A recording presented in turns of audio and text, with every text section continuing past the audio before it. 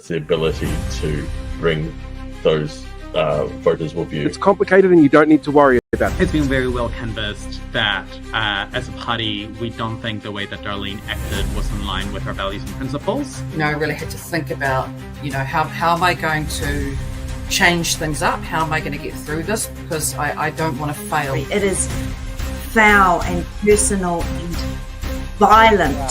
Job is to make sure that we are showing New Zealanders that there is an alternative to the divisive approach of this government, that you can bring people together. I mean, I think one of the things that any government of whatever stripe has to realise that every minister has to be a climate minister now. When you've got a country that's got a young population but they don't get involved, you might want to have a grown-up chat about that. We don't want a situation where government dictates the local government, but you want to make sure the system is set up so that it's easy for communities to make a decision. I'd be really interested to see if the officials that advise that a Crown Observer was necessary or should be put in place, or whether he's made that judgment call himself. I don't think we did, and I've said this, I don't think, because it happened quite quickly last time, I don't know that we did a good enough job of bringing the public with us. Remember, just by having Maori Wolves doesn't guarantee that mana whenua are going to be represented around the table. Suggests that whānau with a disability and those who care and support them are somehow grifters.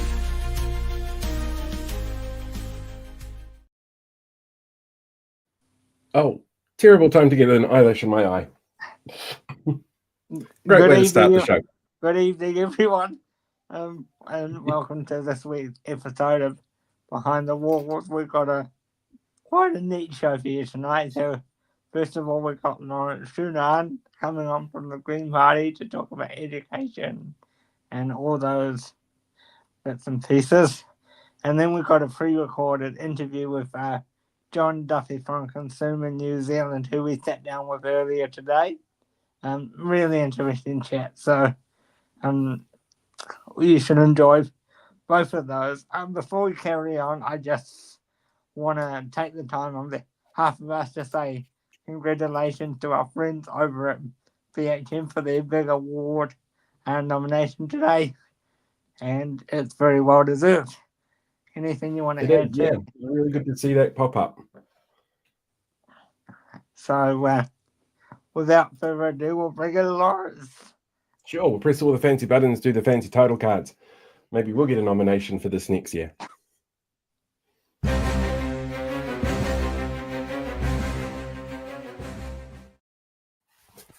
My favorite Egyptologist, Dr. Lawrence Xu-Nan. How are you? Kia ora, Paul. Kia ora, Blake. I'm great. It's nice to be here. How are the two of you? Yeah, good. Really good. I want your help with something really super quick. We're running a poll at the moment in the YouTube page asking people which Marvel character is most likely to vote for the Green Party, inspired by a conversation that we had. Our options that we've got for the audience is the Hulk, because he's green, Storm, T'Challa, or Spider-Man. I'm kind of wondering, which way are you leaning on this? And what's your thought process behind these particular choices? I think for us, and just for context for everyone, this little conversation came up when we were at Armageddon last weekend in Aotearoa, for those of you who were there. And it came up, it came up as sort of, what should I be cosplaying next when we're at Armageddon? Because I've been doing Aang from The Last Airbender from Avatar for a little while now. I thought, oh, maybe from Warring Origins, because it's nice and easy, just need a white singlet, some claws, cowboy hat, jeans. But then it occurred to me, Aang is very green coded. So what then? It's like, is Warring green coded enough? And then we got into the conversation with people who are at Armageddon, and also just within our own store and with our own teams, like, well, who would it be? My immediate thought was Storm, because of the environment and the weather control and all of those sort of perspectives. But then I think for those of you, like, again, all of these are really good choices. Hulk is a natural choice because Hulk is green.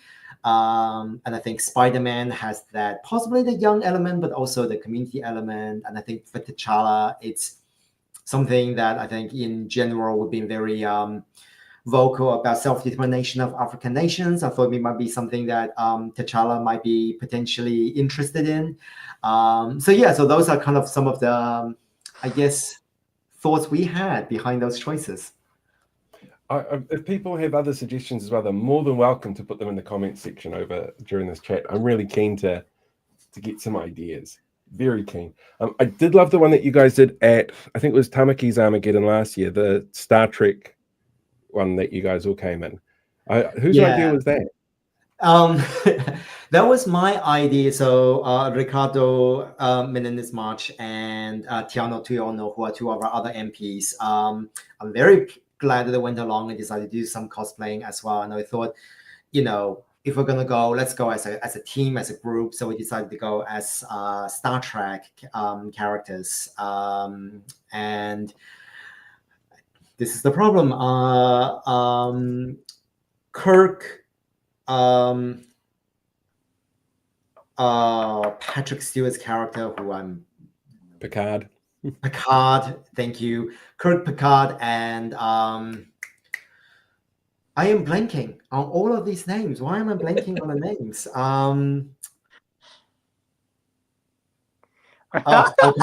It will come to me. But anyway, we went as a team. We went as a 3-member team, and that was kind of fun. That was my idea, though. That was my idea because I thought it was something that's nice and easy. I just basically told everyone that just wear black pants. I will provide you with the right uniform, and we'll go from there. Was it Spock? Yep, that's right. It is Spock. That's right. Yeah. And I actually went as Spock. I should have known. Yeah. Can we start with education, please, Lauren? I thought we were teaching the children. We're helping the children walk through nature with this. Yes.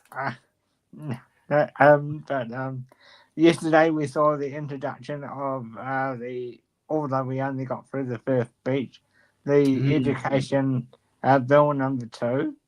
Yep. So, from your understanding from the minister, how does this differentiate to the last version, and what's your guys' position on it? Can you give us a bit of indication on where you'll be going?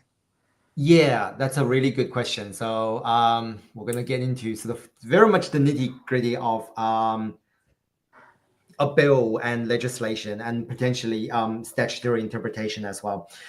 So for those, just for context, this is the Education and Training Amendment Bill number 2. And there are mainly 3 key components to it. There is the biggest change is in Section 127 of the Education and Training Act.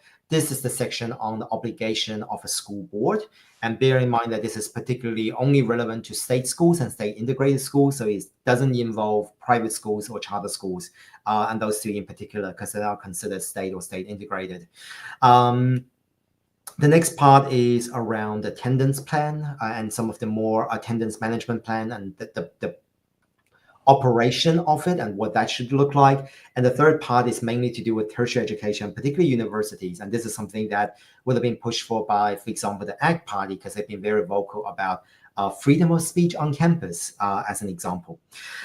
I'm going to talk maybe about the main one, which is the changes to Section 127 of the Education and Training Act. So for those of you who know the current system, there are 4 primary objectives of Section 127 of the bill of the Act, and that is student achievement, giving effective utility,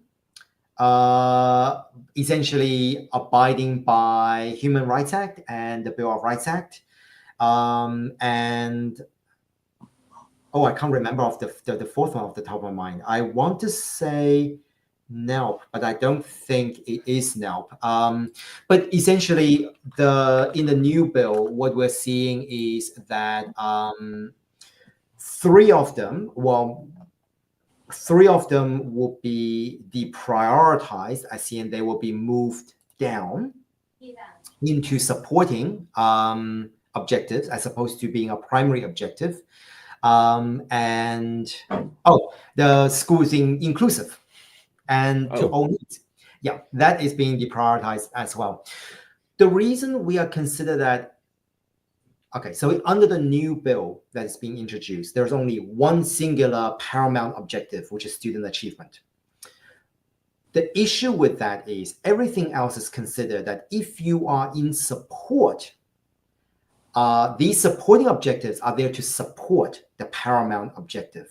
So that includes giving effect to utility, that includes being is inclusive and cater to students with different needs, and that includes giving effect to the Bill of Rights Act and also Human Rights Act.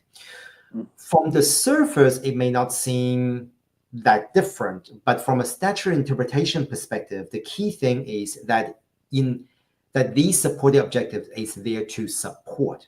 Therefore, if a school board determines that these supporting objectives do not meet their school's paramount objective of student achievement, it meant that the school doesn't need to follow any of these things. So the concern is then, would then that look like that school could be like, you know what, giving effect to utility isn't actually important to our paramount objective of meeting our student achievement goals. Therefore, we don't have to do that. Same thing, we consider it too difficult for us to create an inclusive environment for all students because it's going to detract from our ability to fund for things that will help with student achievement. Then they don't have to follow it. So I think this is one of our concerns. The other thing that will be removed as a part of this is the national education and learning priorities, which is the section in the bill currently giving effect to a lot of our Pacifica initiatives. And I'm concerned, we haven't seen that, we're still waiting to find out the more detail. I'm concerned that without that legislative provision, it means that we're going to see the defunding of some of these really much needed initiatives and funding going towards a more diverse community. And yes, don't even get me started on the lack of funding for disability support and learner support at this stage.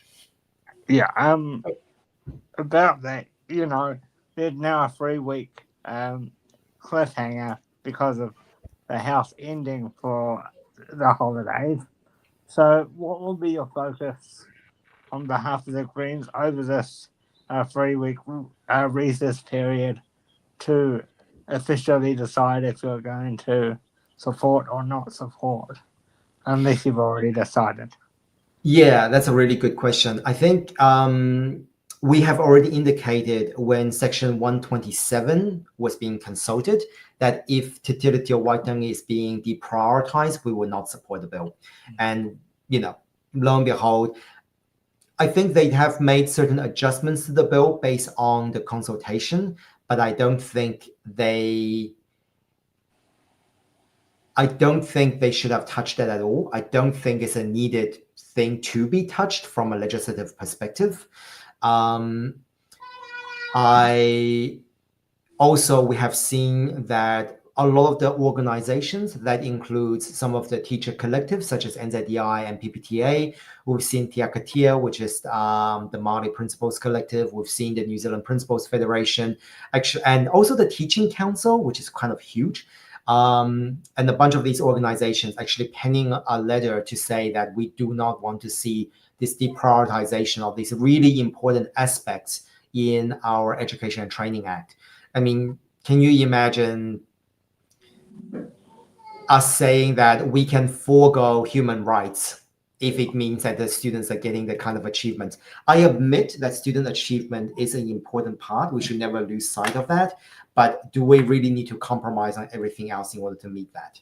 So yeah, so our mind is pretty much made up. And I'll just say before we move on, sorry for the background noise. I've got house company this evening. Anyway, Paul, what would you like to add to this conversation? Well, I'm kind of curious. Right? When I look at the education policies that the current coalition puts out, not prioritizing utility doesn't surprise me from them because it's who they are. But a lot of their policies seem to be, we want this goal, we want to achieve this bar, this thing, but we're not going to give you the tools or tell you the tools to do it unless we tell you very specifically how to do it, like the phone ban, for example. Do you get the impression that there is a holistic view at all from within the coalition as to how education isn't just a input-output kind of model, that there are other factors that impact how young people learn? I think, Paul, what you said is sort of right on the money, that this is the biggest concern that we have with the government's singular trajectory around education, which is that we have now entered a stage where education actually doesn't look like what it was 20 years ago and 30 years ago. And we're seeing the government essentially romanticize the education that I grew up with and try to recapture that magic in a bottle. What we are seeing, and the Education Review Office, ERO, has done a lot of really important report right now.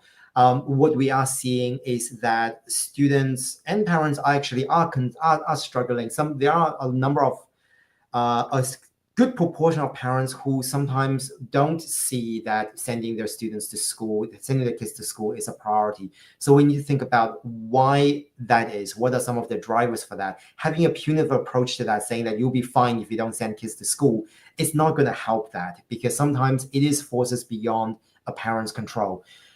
Kids no longer see school and education as being able to prepare for them for the future. Why is that? What are they seeing within their environment to go like, look, I can do 12 years of compulsory education, then going into university for another 3 years, have a massive student loan, and come out and have to compete with 500 other people for entry-level job. Can't even get a job working in a cafe.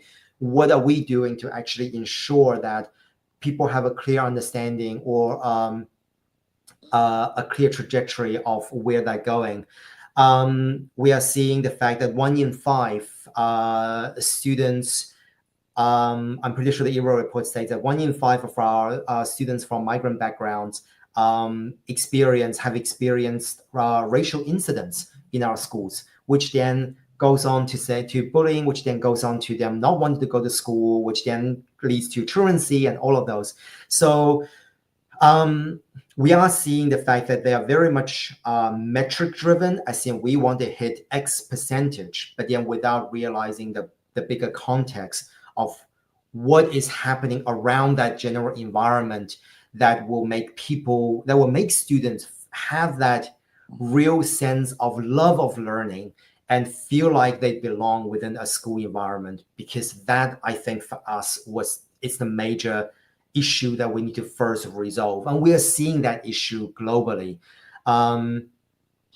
Because at the end of the day, I can't, as an educator, I don't see education as means to an end. It's supposed to be a lifelong journey. You're supposed to go to school, and the school is able to enhance and tease out that love and that curiosity. It's not supposed to be like you need to go here, get a mark, then you can go to uni, then get a job, and then you work till you die. And I think education is much broader and much more exciting than that.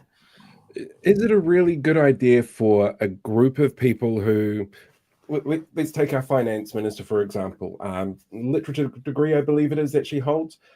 When I was in Porniki on Monday, I had 3 different conversations with people working within the CBD, 2 Uber drivers and somebody who actually works for MB. And they all said the same thing to me. The CBD is dead because she killed it. She fired 10,000 civil servants, and that impacts Wellington Central the most. If she's the person in charge of our finances and the kind of person that they're highlighting as being an expert from the model of education that they're after, should we be really concerned going forward that this is what they want to repeat?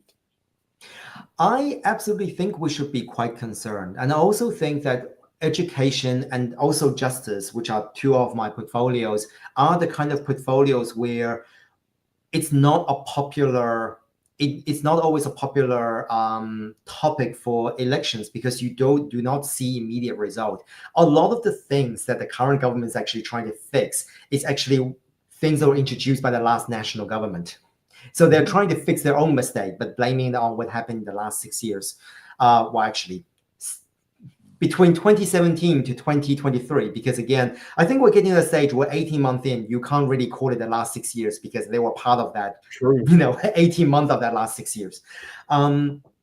So very much so, I think the problem that we see with the way that the Minister for Finance is approaching inflation is using the most rudimentary and the most outdated and ineffective way of driving down inflation, which is to stimulate unemployment, because more people lose their job means fewer people spend money, which means there's less demand, which means that the inflation comes down. It does not help. There's actually they've proved that that particular approach doesn't work. And it's like exactly what we're witnessing in all of our communities across Aotearoa today. So we saw David Seymour say today that a very interesting comment about some students who wanted to protest the fast track bill again, that they should be going, they should have waited until the holiday, because today is the last day of term. How would you like to respond to those comments? Well, for one thing, the first thing is I think education outside of the classroom is an incredibly important aspect of education. But also in terms of this is the problem. It's like what we are seeing is exactly what we want our young people to be like when it comes to school strike for climate, when it comes to them striking for their future, but also taking initiatives and understanding the power that they have as someone in Aotearoa, as a person in Aotearoa, and the responsibility they have. That is something that should be encouraged, because one of the things that what we will see is at the way that the government is currently going with their education plan, what we'll create is nice little robots that will follow instructions, but not necessarily think about the morality, think about ethics, because a lot of times. So New Zealand First voters. Huh? So New Zealand First voters. Possibly.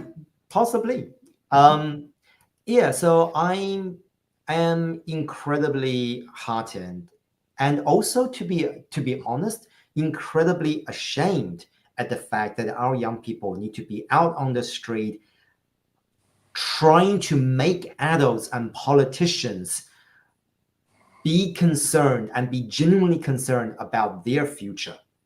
I think that is a shameful thing for us as politicians, that young people will need to do that. So the question that David Seymour should be asking is, what has my inaction done that led to this stage? Yeah, because for me it's like, okay, if you not that I agree with him, but if you don't want them to strike, don't do all these things to make them strike. You know, as he's doing it to himself, in my view. Yeah. If he doesn't want them to strike and stay in school, he shouldn't be doing all of these controversial policies. Yep. Precisely. And I think, you know, people, and particularly young people, are aware of the fact that, you know, we keep on hearing this government talk about that, oh, the opposition just want to increase debt, and, you know, it's all about, you know, debt for them, or we just want to reduce debt. I'm like, but in fact, what this government is doing is take debt or create debt against our future. That's what this government is doing. Mm-hmm. Is there anything in the justice area you'd like to talk about? Because that's another one of your portfolios. So yesterday was a big one for justice. Yes, definitely. And so just for us, the Green Party has 3 justice spokespersons. We've got 2 education spokespersons. So I'm the 3 education spokespersons. So I'm the primary education spokesperson. Then we have Benjamin Doyle, who is our Māori and ECE spokesperson, and Francisco Hernandez, who is our tertiary education spokesperson. And in the justice space, I'm the main justice spokesperson. Then we have Tamitha Paul, who is our Māori and youth justice, as well as corrections and police. And also we've got Scott Willis, who is our justice spokesperson, but specifically around firearms. So yes, yesterday was a massive day for justice and for Aotearoa in general. And I think Marama and Tam spoke incredibly well in terms of highlighting the voice of our communities who submitted as part of that process. But in terms of me and some of the justice work that I'm looking at, I think the biggest thing that I'm looking at is access to justice. We are seeing that it takes longer and longer, and there are fewer and fewer opportunities for people to have things like legal aid, and so that they are able to be represented. Because the thing is, as a fundamental tenet of the New Zealand justice system, and in terms of the rule of law, everyone should be equal under the law. But we know that people are not equal, because it really depends on how much you can afford in terms of a lawyer or a representation. So what does that everybody being equal that David Seymour loved to talk about actually look like? So that being one thing that I'm really interested in justice. The other thing is around the ongoing concern. This is something I work with Tamitha about, ongoing concerns around the issue of remand in our prison system. So under the Bill of Rights Act, for example, there's a very basic level of human right is innocent until proven guilty. We hear that all the time, but it's not applicable in the context of remand.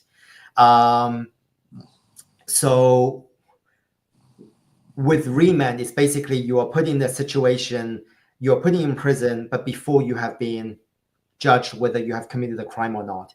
And it's supposed to be a very transitional process. But because of our backlog in our justice system, particularly during the pandemic, we have seen more and more people staying in that remand system for longer and longer, sometimes well over a year. And that's just simply against all sorts of international conventions and violations. We've had some really shocking reports from both the United Nations Universal Periodic Review, as well as OPCAT, which is the Committee Against Torture, who has criticized New Zealand on our criminal justice system. That is a concern. So we've been talking about this a lot on the podcast lately. What are your views on the recently announced citizens arrest tweaks? Are you in favor of them, or do you not see any benefit in them?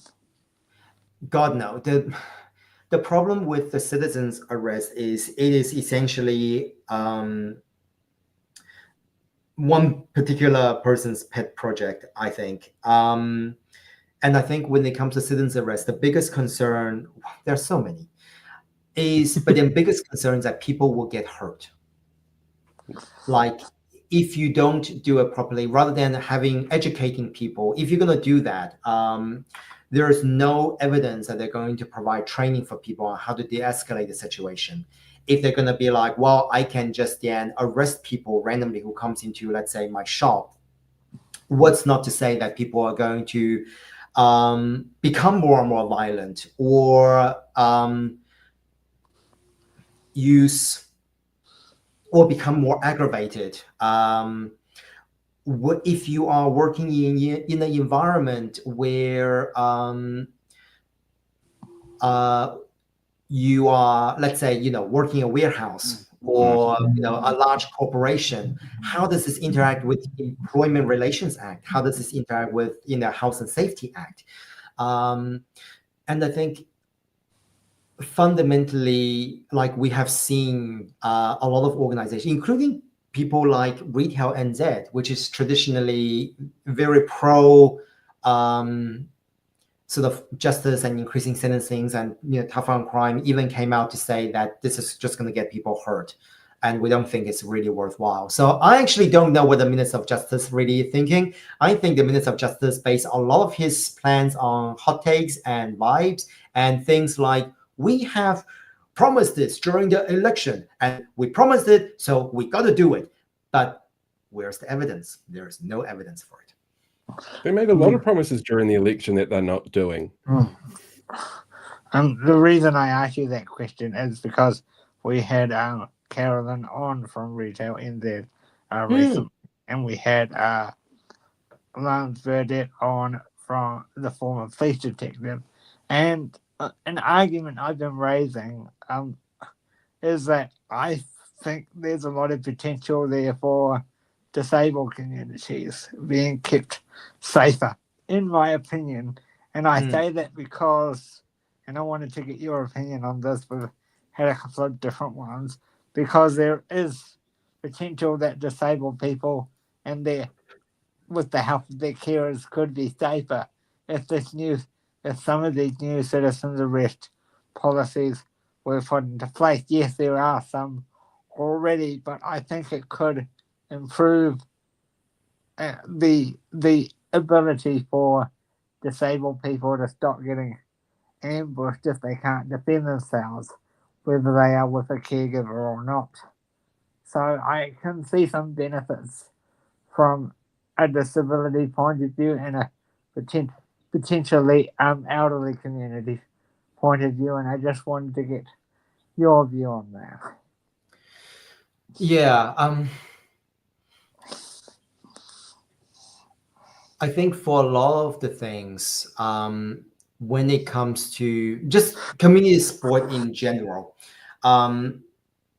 we are seeing, honestly, I don't even know what I'm saying sometimes. I have no idea. Let's just be where some of the money and funding goes, because we have seen increase in fundings. We know that there's increase in fundings in corrections. We have seen there's a decrease in funding for the police, despite everything else what people say.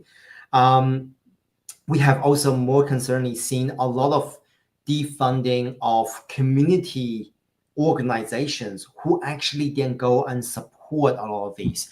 I think I just saw an article yesterday that one of the really successful youth reintegration programs in Canterbury has been defunded as part of this year's budget potentially. And so honestly, I don't really know where the government's thinking is. Do they think that if they centralize everything and that will make it easier to deal with, but then completely miss out on the needs of particular communities? And like you said, Blake, like there is often when it comes to disabilities community, they are completely invisible in all of these decisions and funding. Yeah. And I just wonder whether there will be benefits. But yeah, anyway, Paul, have you got anything else to ask? So I have 3 more questions for you. 2 of them have actually come in from people that are watching at the moment. So I don't have to do the thinking on this one. And any Friday night, I don't have to think is a good Friday night. Tracy was asking this about the changes to the prioritization within education. Wanted to know whether or not the human rights objective is part of that reprioritization. No, human rights has been deprioritized. So they're now a a supporting objective. It is no longer one of the primary or the paramount objective. So human rights, both Bill of Rights Act and giving effect to Bill of Rights Act and the Human Rights Act is going to be deprioritized as part of that. And actually, one little thing I would want to mention in this particular, maybe in this area as well, is we have also seen a lot of reports of people not being able to wear their cultural attire and taonga in schools as part of school uniform. And I think this is also an important point to remind everyone as well that schools currently, and hopefully in the future as well, cannot do that because it is against the Human Rights Act to discriminate. Community law actually has a really good one-pager on your rights and obligations under the Human Rights Act and the Bill of Rights Act for schools around uniform. Oh, that's really good to know. That's really good to know. It's the Sue who runs community law. She is really onto it with that kind of stuff. We help write half those laws. Right, the next question I've got for you comes from Sam from It's in the Ballot. He wants to know what your opinion is that remand prisoners are allowed to vote but often have those rights withheld from them. I think that's a really important thing for me to take to TAM when we are doing some work and see why that is. I know that often during election period that there is a lot of work that's being done to go to prisons to ensure that people understand and have that access to vote, accessibility to be able to vote for those who are eligible. So I'm really surprised to see that they have their rights withheld, which means that there's definitely room for some investigation. Perfect. All right. And then my last question is actually wearing your other hat as an Egyptologist. This has been making the rounds recently, and some people have said that it is fake news, and other people have said that it's been misinterpreted. According to the theory that's going around at the moment, these 8 giant pillars have been found using, I don't know, radar scanning, that little shooty thing they used at the start of Jurassic Park, buried underneath the Great Pyramids of Giza. And I'm really curious if, I realize you probably haven't been keeping up on the latest in ancient Egypt, but I'm very curious to see your thoughts around something like this. Oh God, how much time do we have? I don't know this particular news specifically. So I would need to go away and look at some of the validity of the 3D scanning and also some of the kind of technology that they're using for all of these, because some of these, if you remember a few years ago when they said there's another chamber behind the tomb of Tutankhamun, the technology isn't accurate enough for us to pinpoint exactly what is the depth of some of those some of the technology and how they're able to be able to track that. However, in saying that, what we are seeing, oh God, how do I do this succinctly?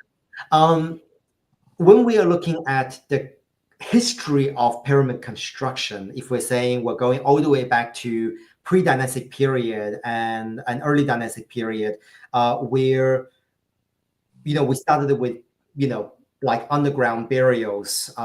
Basically, you chuck a body in there and then it naturally desiccates. Then it gets more sophisticated. We're starting to put mud walls around some of the burials, and then we start seeing body decaying, which is why we got mummification process in the first place, because of the fact that bodies started decaying when we made it a little bit more sophisticated. Then in the first and second dynasty, so we're looking at possibly about 3000 BC, they've started to raise and having sort of a mastaba, or like a more visible mud brick structure above ground. And in the beginning of third dynasty with Djoser, we started seeing the first pyramid being created, which is the step pyramid of Djoser. Essentially, think of it as a multi-tiered wedding cake. That's what they've done. They put one of these mastaba structures on top of each other. But even then, because they still had the background of that underground structure, you will see that underneath Djoser's step pyramid at Saqqara, there's this enormous underground networks of magazines and chambers and storage and all of those. So over time, we started seeing that the burial chamber of the king moved from underground to above ground. And so in for example, Khufu's pyramid at Giza, we started for the first time in a while to see that burial chamber being placed in the middle of the pyramid as opposed to under the pyramid.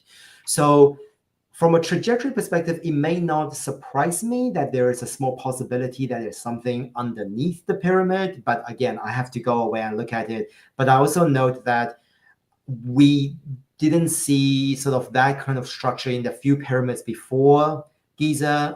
So we're looking at potentially the Ben Bear pyramid of Dashur, the Red Pyramid of Dashur, and also the pyramid at Meidum. So these are the immediate predecessors of Khufu, Khafre, and Menkaure, who built the three biggest pyramids at Giza. So I have to go and look at it, but having underground structure within the pyramid is not necessarily unusual by Dynasty 2 and Dynasty 3 standard. Last thing I was going to say on this is the architect for Djoser's step pyramid is arguably way more famous than Djoser himself. The architect for Djoser's step pyramid is called Imhotep, and need I say more? Yeah, we've all seen The Mummy Returns and The Mummy. Not the third one. I don't think anyone's seen the third one. I did watch the third one because it was based in China. And plus I love Michelle Yeoh. Absolutely love Michelle. She is the amazing. third one was not fantastic. But there's one particular scene that I did like, is when I think they had all of the mummies and / zombies, because they kind of stray from mummies, skeletal warriors. And they were marching, and someone made a mistake of like accidentally cutting off the head of another skeletal warrior. And they were speaking in Chinese, and they said, what did they say? 对不起，对不起，你的头，你的头, which means like, oh, I'm so sorry, here's your head. And I thought that was the best part. That is brilliant. Actually, a question has popped up in the chat, if you don't mind answering this one, because I'm sure you get this one all the time as well. Pyramids and UFOs. No, they are not. So it's really, I find that, okay, there are two reasons why I find this question really, really fascinating, really, really interesting. Is number one, I think particularly from the West, and I'm going to be quite honest about this, there is this inability to see any other non-European and non-Western nations building anything that is monumental in structure, because naturally there's no way that these other people will be able to build something like this. So often you will hear UFO or alien built it as a way of actually undermining the intellect and also the history of those particular areas. But that's a different conversation.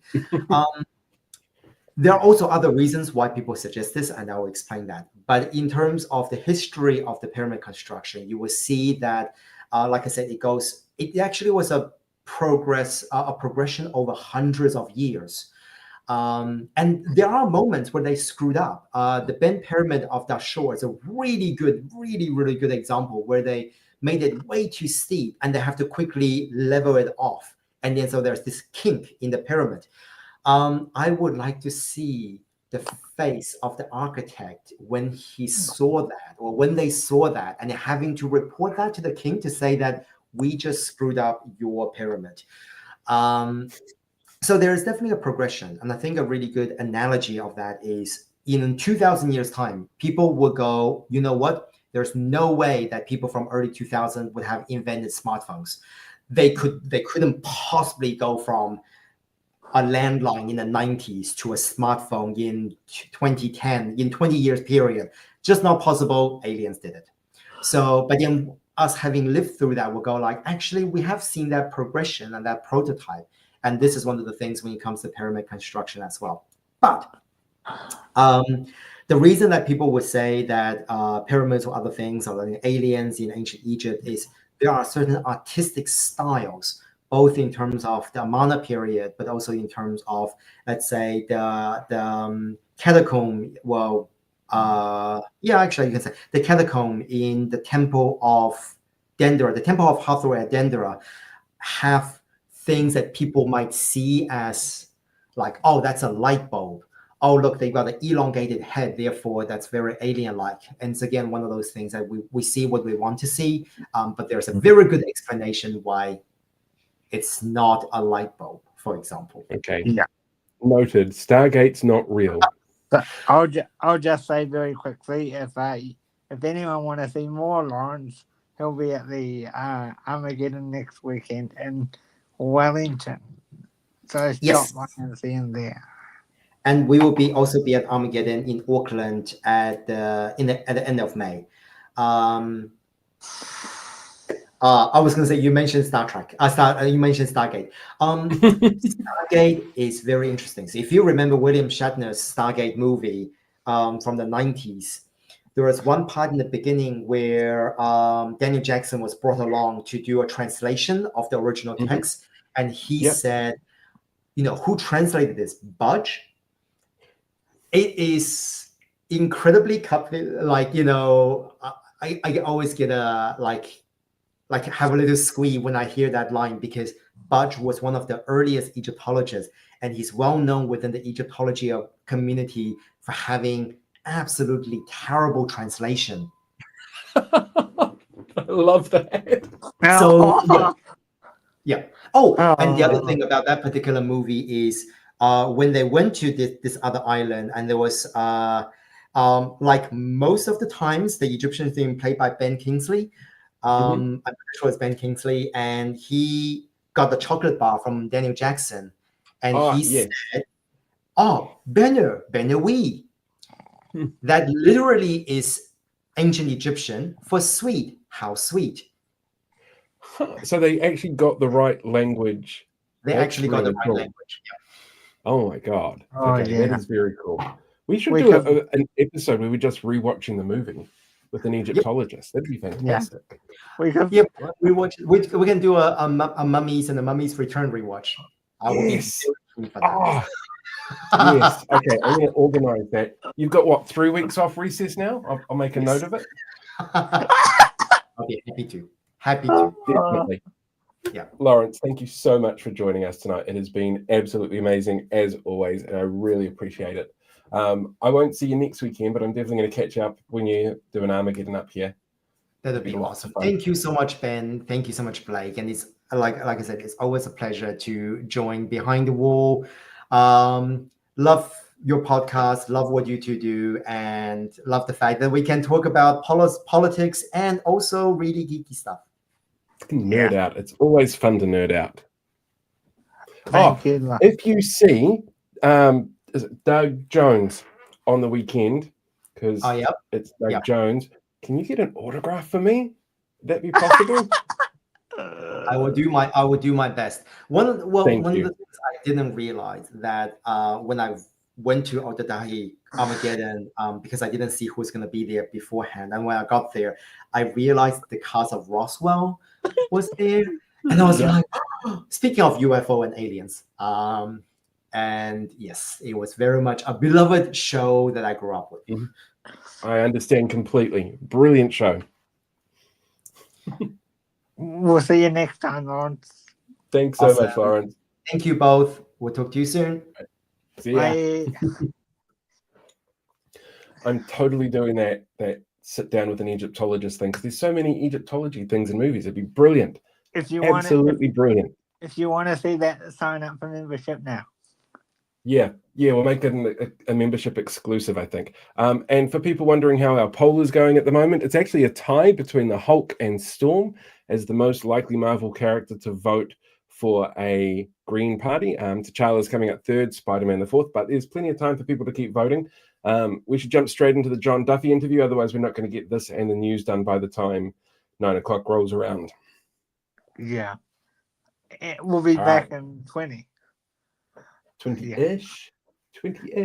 Yeah. So for those that are wondering, John Duffy is the CEO of Consumer New Zealand, and you can find out more information about what they do on their website, consumer.org.nz. Their latest article is all about tasting hot cross buns, so definitely give that a go. All right, let's jump straight into it. Yeah.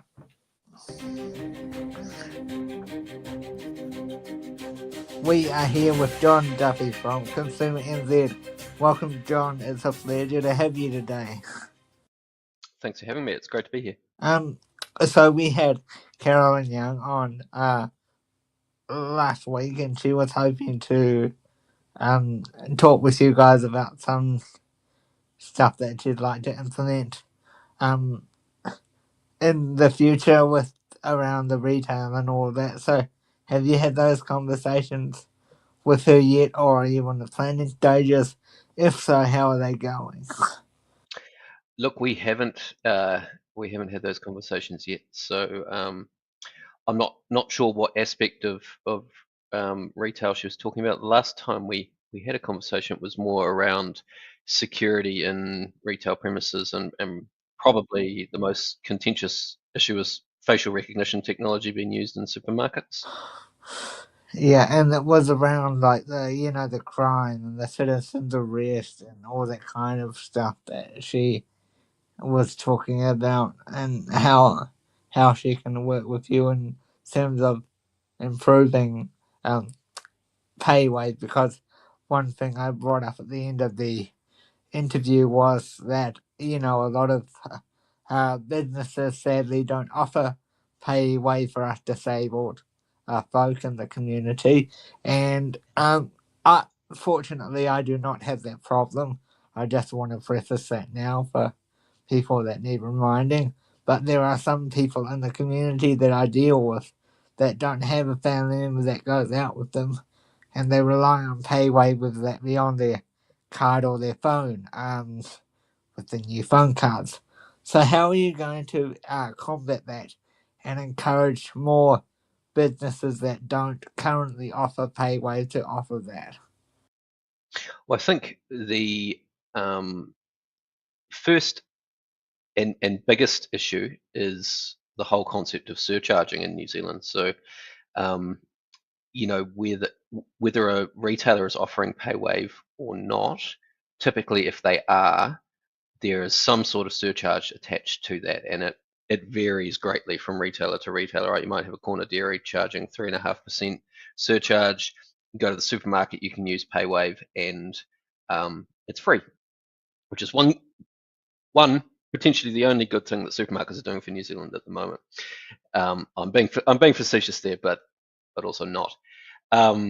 The idea that we have this absolutely chaotic system where you don't know what you'll be paying depending on the payment method that you're choosing is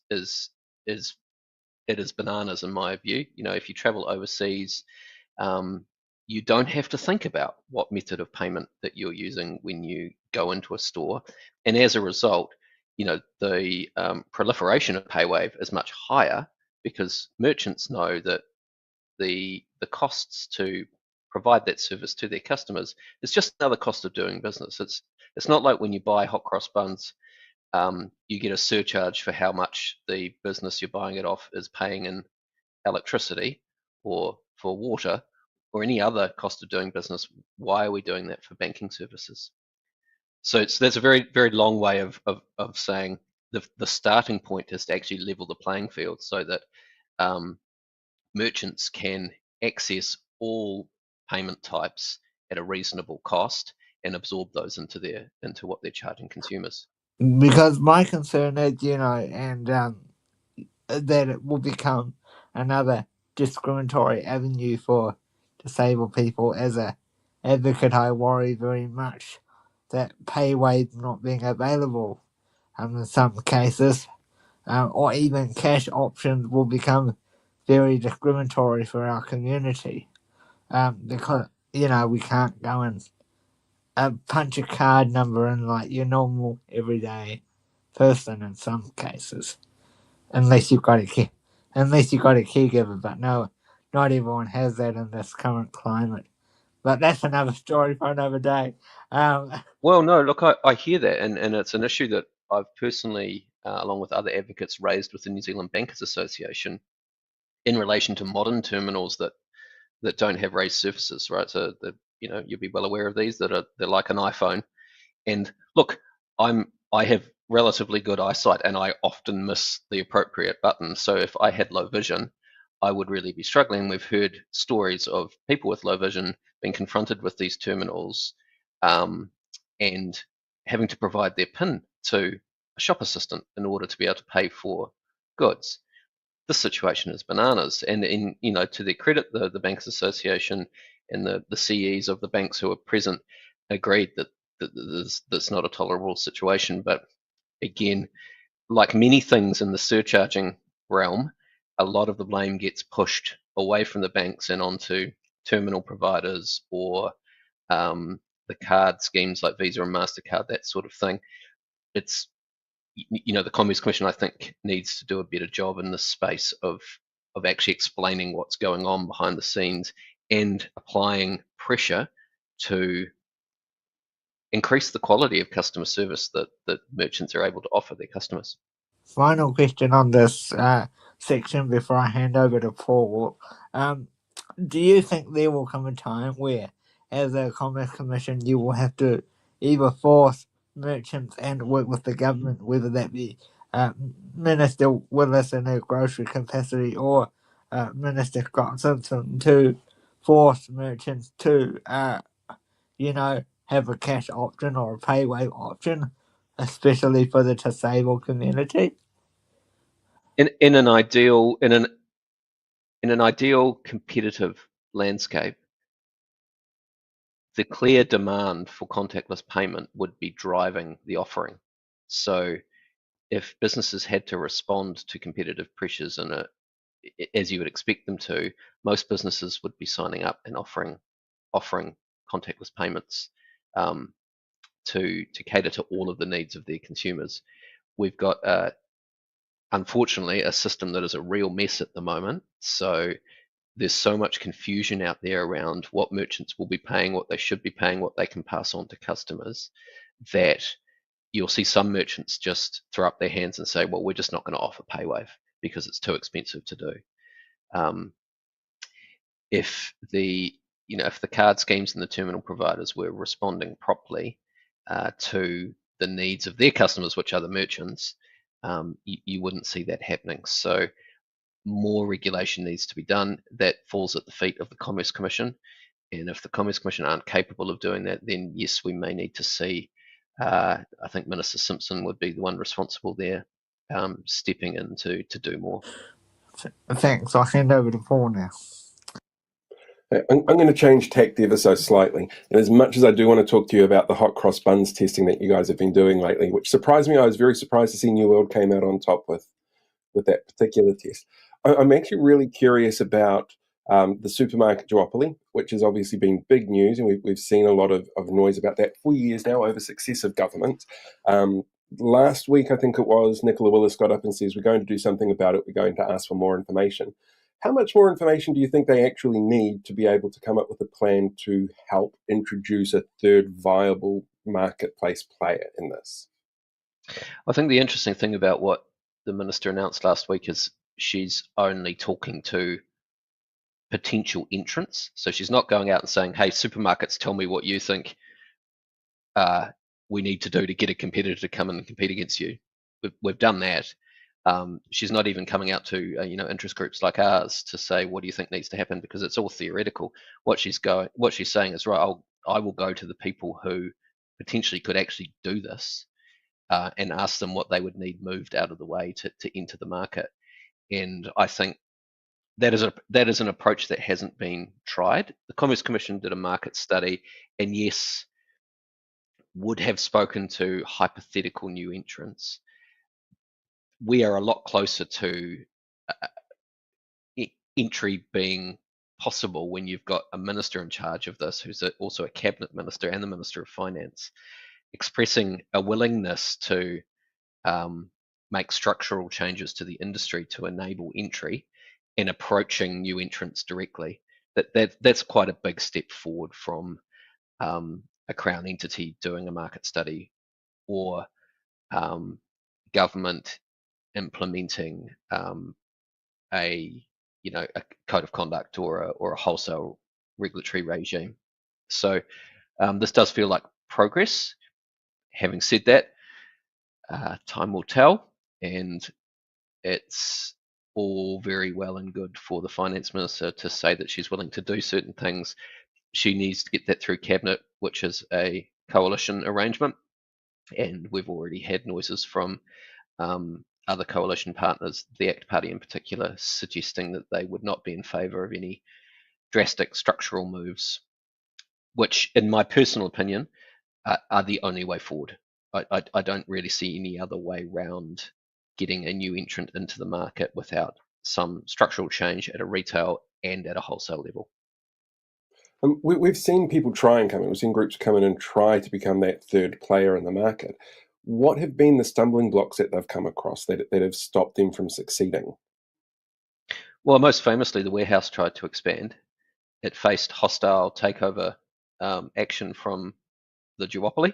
Both parties started looking to acquire them. They faced barriers around access to land. They faced, the covenants that have been widely reported that supermarkets have been able to lodge in places like shopping malls and things like that to prevent new entrants coming in. All the barriers that have been, covered over the last 3 years as this has been a hot topic. Access to wholesale.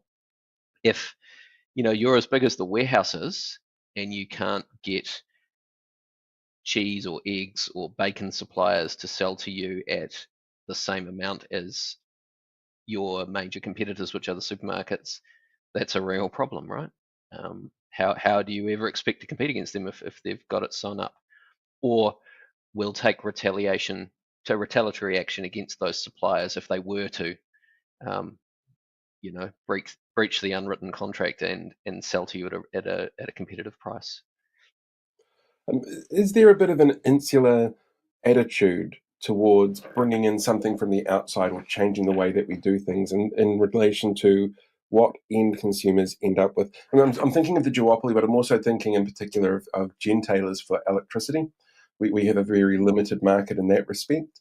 And there's constantly talk about power price increases people have to deal with all the time because the gentailers are doing things. Is that a Kiwi attitude of we know what we've got and we don't want to change things, or is that more of an industry-led, this is what you're getting, so suck it up and deal with it? Yeah, that's quite a tricky question to answer. It's a good one. I think the two markets are different and they have nuances that mean that the competition issues are quite different, in the sense that in the supermarket sector, the competition issues are driven by a lack of competitors. So there's only two competitors really.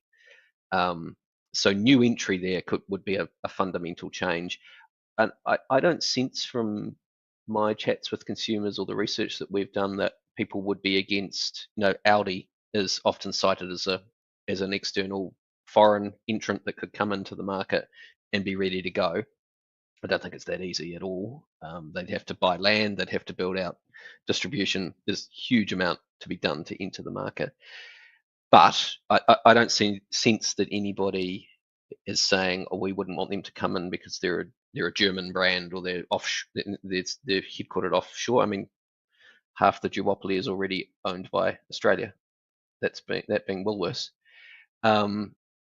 In energy, there's a national security kind of element to this. Like, security of electricity supply is fundamental, and it often trumps all other considerations when you're talking about any changes that you might want to make to the market settings in electricity.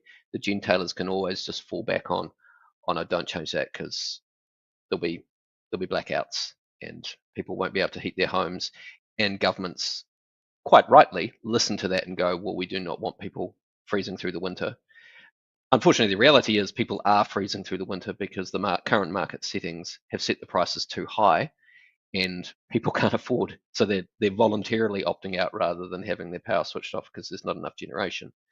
But again, to answer your question, I don't get a sense that there's any objection to, I don't know, a foreign company coming in and building an offshore wind plant, that wind farm that powers hundreds of thousands of houses. I think we'd happily take that extra capacity in our system. Cool. And then final question from me, which is again completely different topic. Apps. The way that we use apps, they've obviously changed over the last decade or so.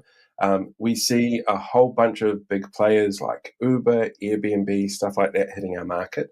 I know one of the promises that the government went into the election with was to start taxing them at a much fairer rate than they were dealing with before. And that was something that the government sort of walked back.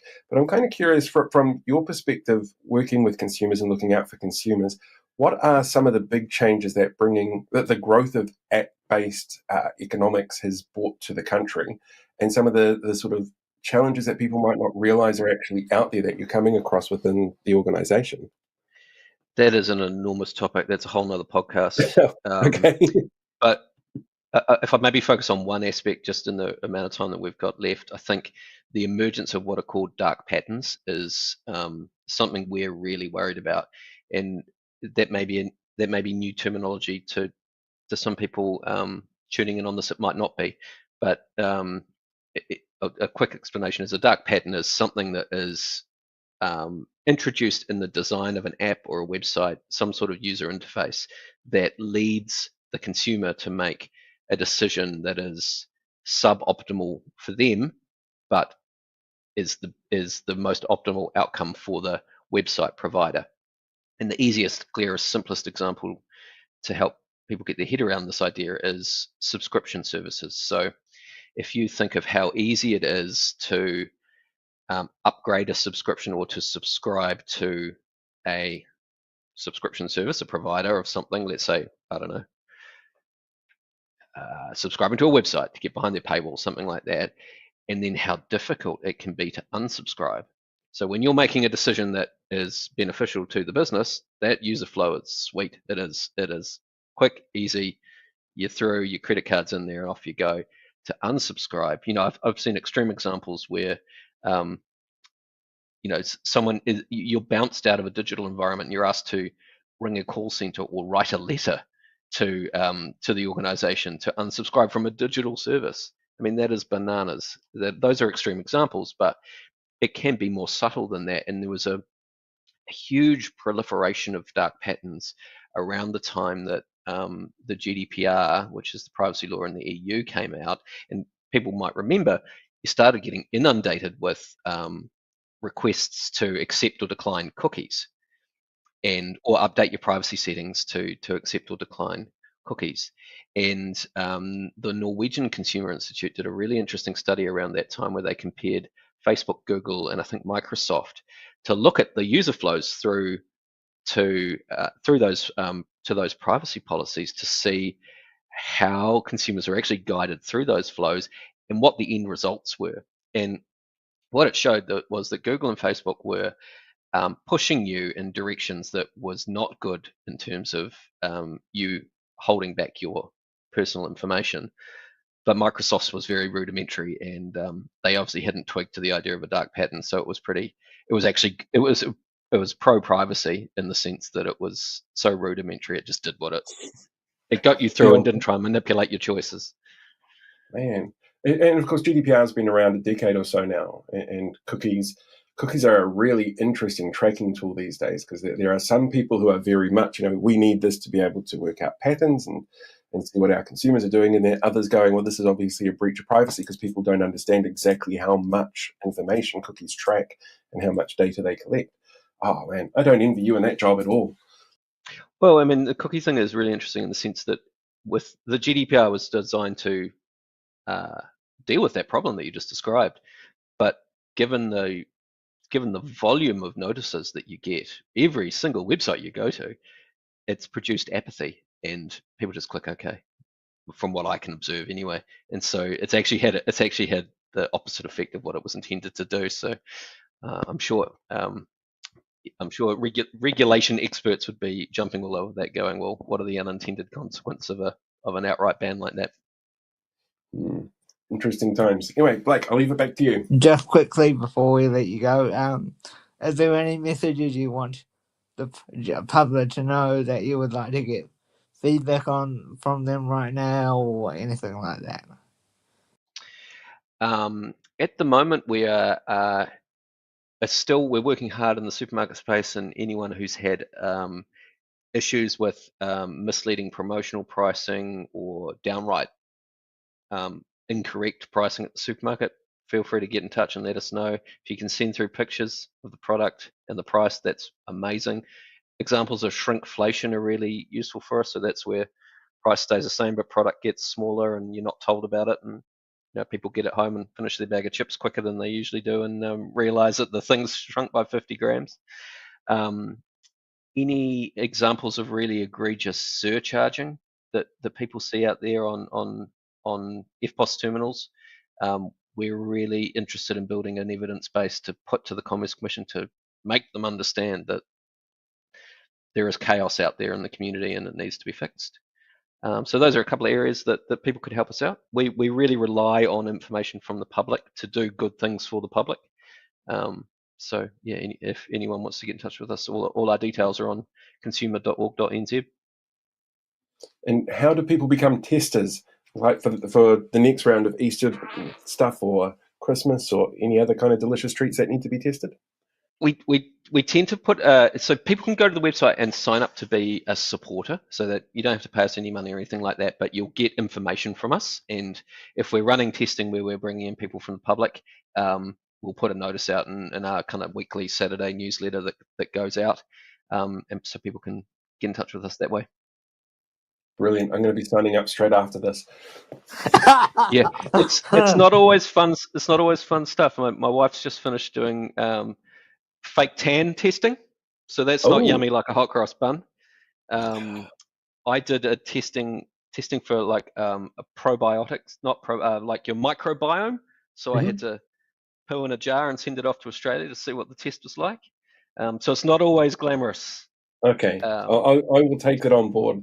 But hot cross buns, it's really tempting, very tempting. Anyway, on that note, thank you for joining us, John.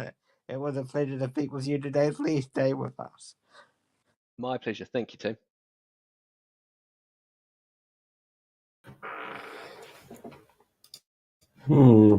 Put myself back on, press the right buttons, make sure everything's working. We are back again. Yeah. We are back again.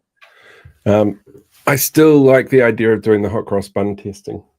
Yeah, I'm gonna still sign up for that testing. Absolutely. Definitely. Do you want me to do the housekeeping for what's coming up before or after the news? I'm drawing a complete blank, so you should probably do it now.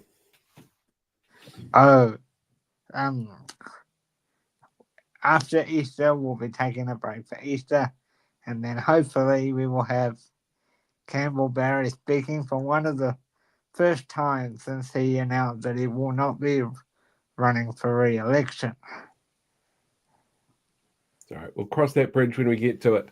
Hopefully a nice bridge. I understand that there's a fair bit of money in the budget for a new bridge. But yeah, we'll see how that goes. How that goes. Right. Today's news is, I think, kind of short. I think it's only like 7 minutes. So if we do it now, then people will have time to go and make a drink before they sit down and go and watch the award-nominated BHN. So makes a lot of sense. All right. Here's the news. Yeah, let's jump to the news.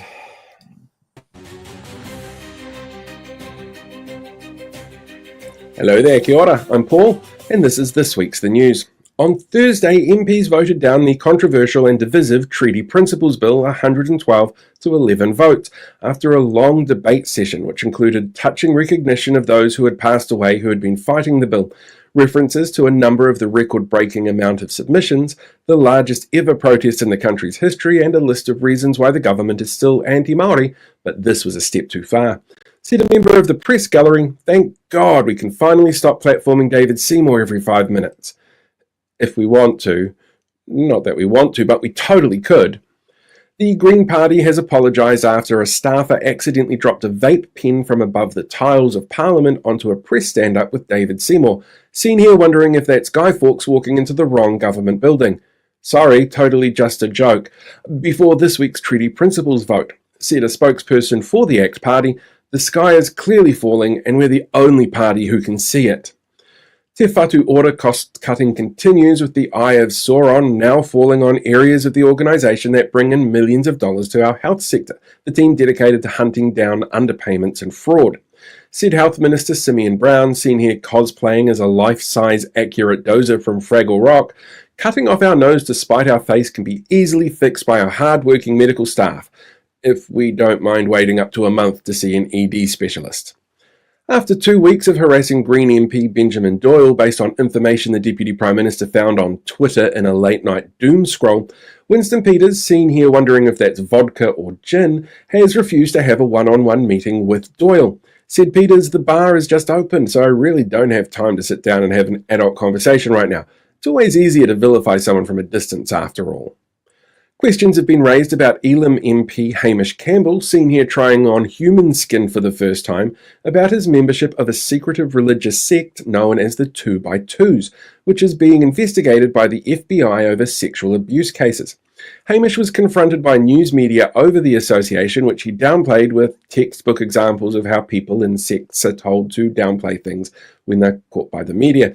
Said Prime Minister Christopher Luxon, seen here in Parliament during the final reading of the Treaty Principles Bill, which he allowed to move through the expensive process, What I'm saying to you is National has a really strong vetting process, as you can see with the team we have now, like former Destiny Church member Ryan Hamilton, admitted bed leg beater Sam Uffindale, wife and mother of animal abusers Barbara Kuriger, our new Justice Committee chair Andrew Bailey, and the star of Nikki Hagar's Dirty Politics Judith Collins, so I'm sure there's no need for concern. An advisory group has warned Associate Justice Minister Casey Costello, seen here waiting to see if the vape dropped on David Seymour was from one of her lobbyist friends in the tobacco industry, on how the country is losing the battle against organised crime. Said Costello of the report, organised crime tends to be coordinated from overseas, but it's New Zealanders that end up paying the price.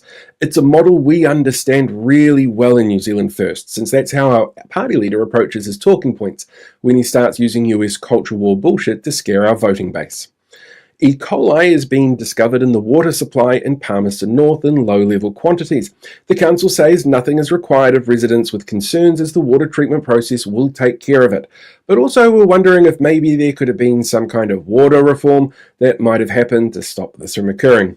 Oh well, I guess we'll never know. Tauranga Mayor Mahi Drysdale, seen here wondering where the nearest rowing track is, has come under fire for voting for the sale of a local marine precinct in a closed-doors meeting, despite publicly campaigning against the sale. Minutes of the meeting revealed the vote results after being released on request from local MP Sam Uffindale. Said a spokesperson for Drysdale, he just figured that since he lives in Cambridge, he'd never really be impacted by the vote. Auckland Mayor Wayne Brown, seen here demonstrating what is colloquially known as Boomer Zoom, has come under fire for calling into a committee meeting with a video call while driving. Road safety campaigners have called the act dangerous, while the mayor, who campaigned on cutting wasteful spending, has said it's just another reason why he needs a limo, like government MPs. A NASA balloon the size of a rugby field was launched from Wānaka on Thursday to help take measurements of the planet's ionosphere, as well as other weather data. Said a spokesperson for the local chapter of Voices for Freedom, it's a Chinese spy balloon with a new variant of the fake disease that doesn't exist. I mean, clearly. And it was brought over here by that Italian army that were going to invade when the COVID hit. Not that COVID existed. You see, we were right the whole time. A large-scale longitudinal report from Otago University has highlighted the high rates of gendered abuse female MPs and politicians get in this country, with some respondents pointing out this abuse as part of the reason some of them have chosen to withdraw from public service. Said a spokesperson for Deputy Prime Minister Winston Peters, this report is really concerning. We had no idea so many of our voters were this active on social media. KiwiSaver accounts have been in a state of flux this week as international markets have seesawed after Donald Trump's instigation, then pause of wholesale tariffs. The Prime Minister has told people not to panic though because he feels the country is well positioned to weather the tariff storm. Look, what I'm saying to you is you should just be wealthy and sorted like me. Then the whims of a perfectly lovely, very stable genius halfway around the world won't impact you quite so much. A new report released this morning shows more children this year are living in material hardship than last year. The report cited a 0.9% increase in measurable markers over the last year, which the report authors said were exacerbated by the ongoing cost of living crisis. Said Child Poverty Reduction Minister Louise Upston, seen here inviting you to take part in the aversion therapy they gave Malcolm McDowell in A Clockwork Orange, don't worry, we'll just change the targets again so it looks like we're succeeding. And finally, TVNZ has announced a short-run order of a New Zealand version of the hit game show The Chase. To be filmed in Australia on the Australian version set and with their chasers, the process of finding both contestants and a host will begin soon. I'm not saying I wouldn't take the hosting gig if someone was to offer it. Said the show's producers, it's an opportunity for Kiwis to finally show that they are smarter than their Aussie neighbours, because we've had our doubts lately based on who they voted for. Right, that's this week's The News. Thanks again for supporting, and we'll see you all next week.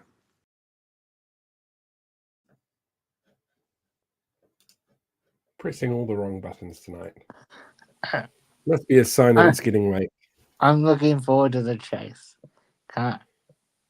Yeah, I was tempted, and then I found out if you want to do The Chase, you have to pay for your own tickets over to Australia and your own accommodation for it. And there's no guarantee that you're going to walk away with anything from it. It's a lot of money to invest in. Might win some money, and they haven't announced how much the prize money is. I would just want to meet the governor. That's fair. That's very fair. So yeah, as I said before, I'm hoping to get Campbell Barry on very soon to talk about his decision to leave. And yeah, where to next? I'm going to try and get Lawrence in here so we can sit down and watch The Mummy, Stargate, all those really cool Egyptian movies. Indiana Jones. Oh, we could watch Indiana Jones. Yes. There's so much potential here. Right. I think that's us. Wrap everything up. Let everybody go and enjoy the show over on B18. Have a happy Easter, and we'll be back after Easter. Yes. Yeah, don't eat too much chocolate that people are aware of. I'm not going to judge. You can eat as much as you like. I actually ate like Kit Kat while everybody was watching those videos. I'm a big fan of eating chocolate, so I won't judge at all. Until next time, everyone, look after yourselves, be one with the force, live long, prosper. I guess enjoy the long week or short week that's coming up, and then the short week after that as well. Bye.